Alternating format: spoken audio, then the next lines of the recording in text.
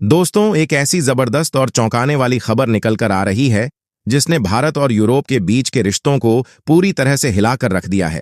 यह खबर न केवल भारत के लिए एक बड़ा अवसर साबित हुई है, बल्कि यह वैश्विक व्यापार और कूटनीति के मोर्चे पर भी भारत के लिए एक गेम चेंजर बनकर उभरी है। दोस्तों, शायद आप जानते हों कि यूरोप, जो कभी पूरी दुनिया को अपनी शर्तों पर तेल सप्लाई करता था, आज खुद अपने सबसे बड़े षड्यंत्र में फंस चुका है।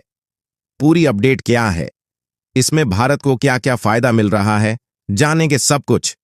बस इस वीडियो को एक लाइक करके राइट टॉक यूट्यूब चैनल को सब्सक्राइब अवश्य कर लीजिए। यही सही समय है। साथियों, साथ भारत की कामयाबी के लिए कमेंट में जय हिंद जय भारत अवश्य लिख दीजिए। दोस्तों, आपको जानकर हैरानी होगी कि जर्मनी, नीदरलैंड्स, इटली और यूके जैसे देशों की बड़ी बड़ी रिफाइनरियां, जो एक समय पर यूरोप की ताकत का प्रतीक हुआ करती थीं, अब एक एक कर बंद हो रही हैं। यह संकट अचानक नहीं आया, बल्कि इसका कारण रूस पर लगाए गए प्रतिबंध हैं, जो यूरोप ने रूस और यूक्रेन के बीच युद्ध के बाद लागू किए थे। इन प्रतिबंधों का मकसद रूस पर दबाव बनाना था, ताकि वह अपने कदम पीछे खींच ले। लेकिन इसके विपरीत इसका असर यूरोप के खुद के ऊर्जा आपूर्ति तंत्र पर पड़ा। यूरोप ने सोचा था कि वह रूस से सस्ता तेल लेकर अपने उद्योगों को चलाता रहेगा और उसकी आर्थिक शक्ति बरकरार रहेगी। लेकिन जब रूस से तेल मिलना बंद हो गया, तो यूरोप की रिफाइनरियां ताले लगाने पर मजबूर हो गईं। जर्मनी की शेल रिफाइनरी हो या यूके की ग्रेन्समाउथ रिफाइनरी, सभी ने प्लांट बंद करने का निर्णय लिया। सोचिए, यह वही यूरोप है जो कभी दुनिया को अपनी शर्तों पर तेल सप्लाई करता था। अब उसकी हालत यह हो गई है कि वह खुद तेल के लिए दूसरे देशों पर निर्भर हो गया है। अब आप सोच रहे होंगे कि इस संकट में भारत कहां आता है। दोस्तों, यही वह जगह है जहां भारत ने अपनी कूटनीतिक चालों से पूरी दुनिया को चौंका दिया है। भारत ने रूस से सस्ते तेल की खरीद की और उसे प्रोसेस कर यूरोप को एक्सपोर्ट करना शुरू कर दिया।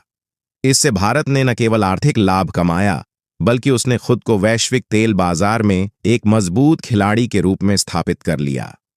सितंबर 2024 में भारत ने यूरोप को 1.5 मिलियन बैरल्स तेल प्रतिदिन सप्लाई किया। यह आंकड़ा सुनने में ही बहुत बड़ा लगता है, लेकिन इसके पीछे की कहानी इससे भी ज्यादा दिलचस्प है।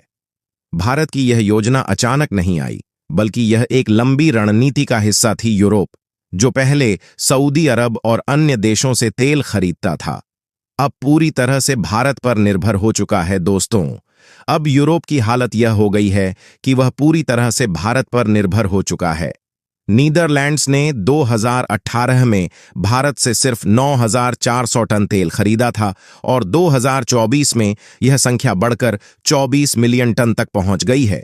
यह आंकड़े किसी भी तरह से सामान्य नहीं है।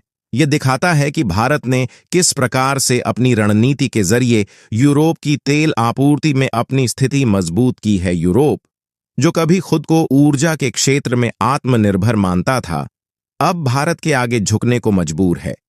यह भारत के लिए न केवल आर्थिक दृष्टिकोण से महत्वपूर्ण है, बल्कि इसका कूटनीतिक महत्व भी बहुत बड़ा है।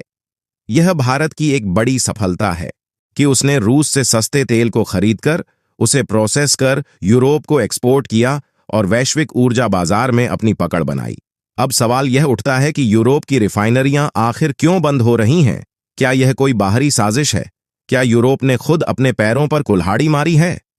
दोस्तों, यह सवाल काफी पेचीदा है।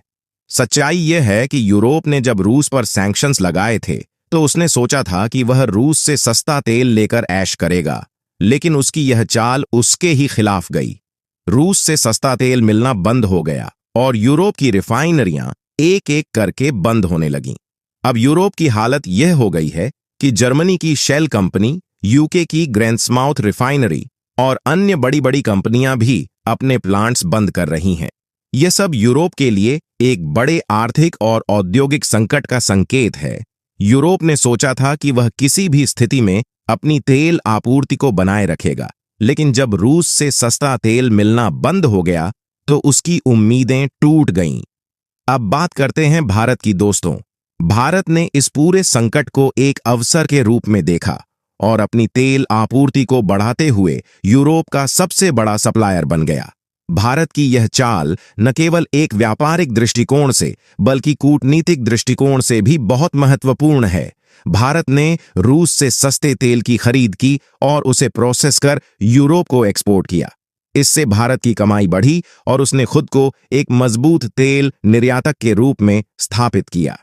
अब बात करते हैं रूस और भारत के संबंधों की। रूस और भारत के बीच तेल व्यापार को लेकर एक नई रणनीतिक साझेदारी विकसित हो रही है। रूस, जो पहले यूरोप को तेल सप्लाई करता था, अब भारत को सस्ता तेल बेच रहा है। इससे रूस को भी फायदा हो रहा है, क्योंकि उसे अपने तेल के लिए एक बड़ा बाजार मिल गया है। भारत ने इस साझेदारी का भरपूर फायदा उठाते हुए रूस से सस्ता तेल खरीदा और उसे यूरोप को बेचा। रूस से तेल की गुप्त छूट ने भारत की स्थिति को और भी मजबूत कर दिया है। यह साझेदारी केवल व्यापारिक नहीं है, बल्कि राजनीतिक और कूटनीतिक दृष्टिकोण से भी महत्वपूर्ण है। रूस के साथ भारत की यह रणनीतिक साझेदारी आने वाले वर्षों में वैश्विक भू राजनीति पर गहरा असर डाल सकती है। यूरोप का ऊर्जा संकट भारत के लिए एक बड़ा अवसर बन चुका है और अब भारत अपनी ऊर्जा आपूर्ति को एक कूटनीतिक हथियार के रूप में इस्तेमाल कर रहा है। यूरोप, जो पहले भारत को एक उभरती हुई अर्थव्यवस्था मानता था, अब उसके आगे झुकने को मजबूर है। यूरोपीय पॉलिटिकल पार्टियां भी अब भारत के साथ अच्छे संबंध बनाने के पक्ष में आ गई हैं, क्योंकि उनकी ऊर्जा जरूरतें भारत से पूरी हो रही हैं। भारत का अगला कदम सिर्फ तेल सप्लाई तक सीमित नहीं रहेगा। आने वाले वर्षों में भारत खुद को ग्लोबल एनर्जी हब के रूप में स्थापित करने की दिशा में तेजी से बढ़ रहा है। ग्रीन एनर्जी, सोलर पावर और हाइड्रोजन जैसे क्षेत्रों में भारत अपना नेतृत्व स्थापित करने की तैयारी कर रहा है। यह तेल के अलावा एक नया क्षेत्र होगा जहां भारत वैश्विक नेतृत्व कर सकता है। दोस्तों, आने वाले समय में यूरोप की भारत पर तेल और ऊर्जा के लिए निर्भरता और भी बढ़ने वाली है। न केवल तेल आपूर्ति के लिए, बल्कि ऊर्जा प्रबंधन, टेक्नोलॉजी अपग्रेडेशन और रिफाइनरी आधुनिकीकरण के लिए भी यूरोप भारत की तरफ देख रहा है। भारत अपने उन्नत तकनीकी ज्ञान और ऊर्जा प्रबंधन क्षमताओं के बल पर यूरोप की पुरानी रिफाइनरियों को अपग्रेड कर सकता है, जिससे यूरोप की तेल आपूर्ति स्थिर हो सकेगी।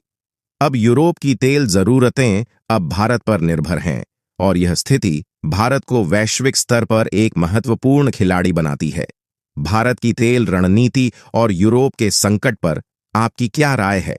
क्या भारत इस मौके का पूरा फायदा उठा पाएगा और क्या यूरोप फिर से अपनी रिफाइनरियों को चालू कर पाएगा? अपनी राय हमें कमेंट्स बॉक्स में जरूर बताएं और जानकारी महत्वपूर्ण लगे तो आपने दोस्तों के साथ शेयर करना ना भूलें। जय हिंद, जय भारत।